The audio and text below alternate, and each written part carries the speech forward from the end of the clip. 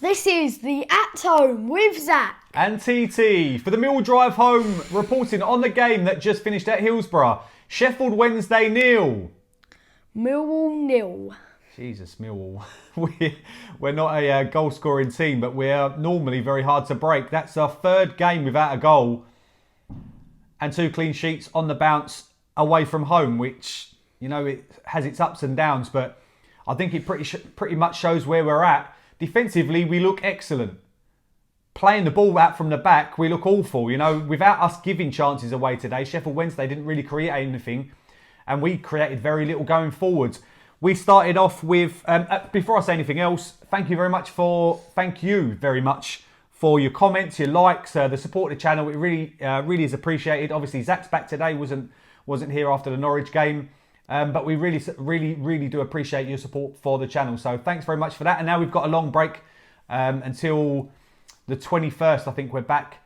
So we've got the international break. Yeah, long break. And I think probably that's what the Millwall team need. We need a little bit of a chill out time, a little bit of refreshments, time to spend with the family maybe with some of the players, because they looked a little bit worn out today, and that might have been part of the problem. But we start off with Bartosz Biliakowski in goal. A back three of Jake Cooper, Sean Hutchinson and Murray Wallace. Left wing back was Scott Malone. Right wing back was Marlon Romeo. In front we had Ryan Woods, Ryan Leonard. And then a front three of Jed Wallace on the right, Mason Bennett on the left and Matt Smith up front. And if you ask me, I think at the moment with the current players fit, that is our strongest lineup. But we didn't play very well in the first half. In fact, it was very lethargic, don't you think?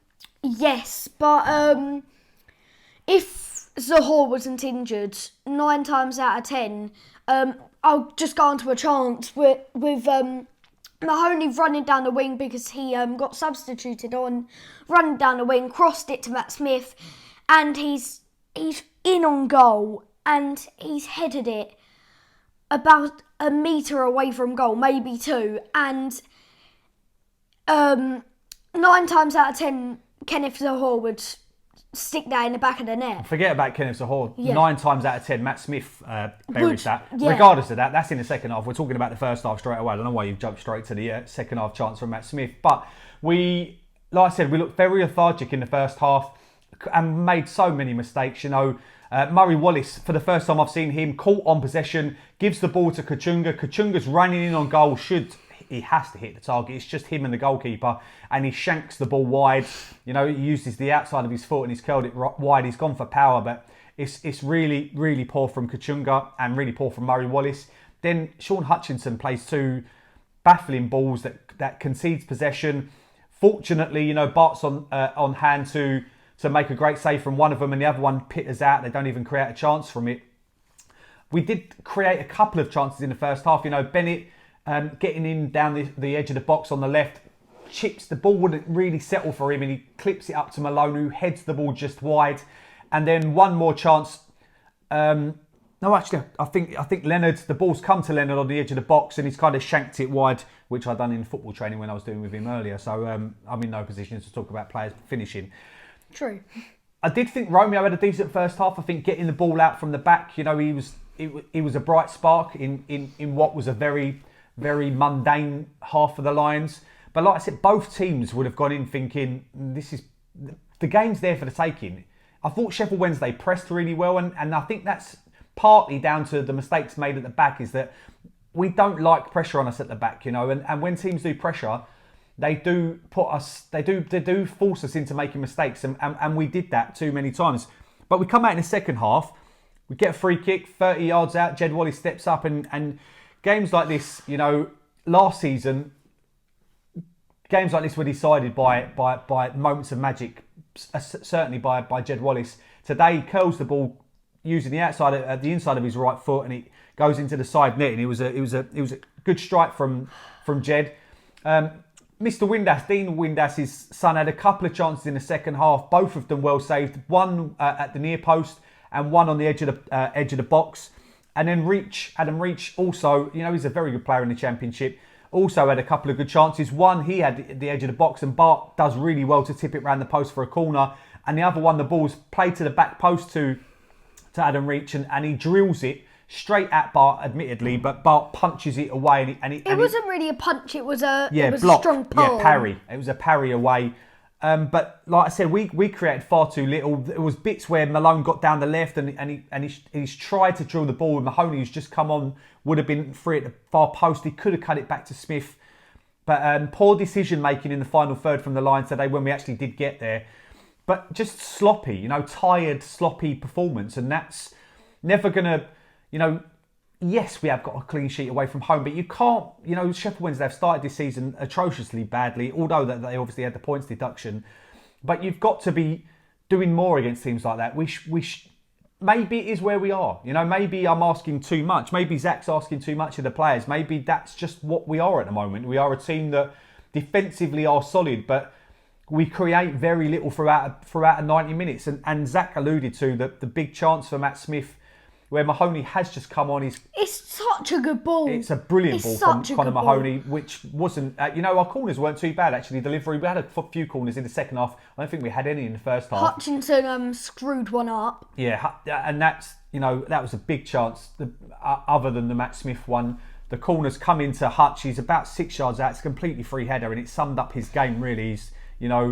He's got his head on the ball, but it's flown miles over the bar. And actually, I don't even think it was I don't think it was on the bar. It was wide. It was just awful from Hutch. It was a 50p head. Yeah, it was a 50p head. And then obviously, like we said, Mahoney's crossed it in for Smith, who normally that's meat and drink for him. Absolutely meat and drink. Maybe he's a bit under bit of pressure because he's finally got a start, but he heads it so far wide, and you need more. There was, my man of the match today easily was Bart. He's made some fantastic saves. He's kept the pressure on, on Sheffield Wednesday by keeping us in it, and that's. He's made a few mistakes in the last few weeks, but obviously one against Huddersfield. But this is where he earns his bread, and we've got 15 clean sheets in 2020, 16 clean sheets in 2020, and 11 of them away from the Den, which is an amazing record, and no small part to the man of the match today. And that's, like I said, Bartosz Biliakowski. For me, Izzy Brown puts a disgusting challenge right at the end of the game and should be sent off. Our bench was disgusted with it. I don't know what he's doing. It wasn't that type of game. It was very, very little, It was no dirtiness in the game, was there, really? No big challenges. Hutchinson got injured, but headed to the back of the head, but it was complete accident. But he should go for that. He's picked up a booking. We were both surprised with that. Yeah. But then also, maybe Cooper's held on to one of their strikers going through, and he's held on to him just enough. Fortunately, the player doesn't go down, because if he does go down, I think the ref's probably going to give a penalty for that. So because it's Millwall. Yeah. No, because it was a penalty in that situation. He did hold him. He stayed on his feet, which was the right decision, because he could have got his shot away. He didn't get his shot away. So he got let off with that, basically. Yeah, but overall, Gary Rowett's got to be looking at that. And you think, and normally he's quite realistic. He's quite honest after games, and obviously we're recording this just after the final whistle, so we don't know what he said, but I'd be surprised if he's anything other than that's not good enough. Performances like that, yes, we've kept a clean sheet, yes, we look strong at the back in terms of defensively. We didn't look strong at the back, playing from the back, but because we about 4 times we just give the ball away trying to pass it out. But that's not good enough. If we're looking towards the top end of the table, which we should be, that's not going to be good enough. And obviously, we might have Matt Parrott back after the international break. Wait, Matt Parrott? Matt Parrott. I used to work with a geezer called Matt Parrott. That's obviously what I'm thinking of. Troy Parrott is back from after the international break. But Budvarsson and Bradshaw come on today. Budvarsson, we had a chance for a break right near the end of the game, and they were calling for a foul, and Budvarsson's kind of stopped, and by the time we get going, it's too late, and you need your players to be switched on to grab hold of these kind of chances, and we didn't today. And that's 2 games where both Norwich and Sheffield Wednesday, if they take their chances, we lose them. And obviously Bart stepped up today to make the difference, and we've got a point away from home. We've got the international break, we've got the lockdown, so we've got to try and do something. It's just me and him over the park this morning, no training with the line, so we're going to have to do that again over the next couple of days. Thank you for watching. If you don't mind, like and subscribe to the channel. No one likes us. We don't care. Oh, nice kiss of the badge.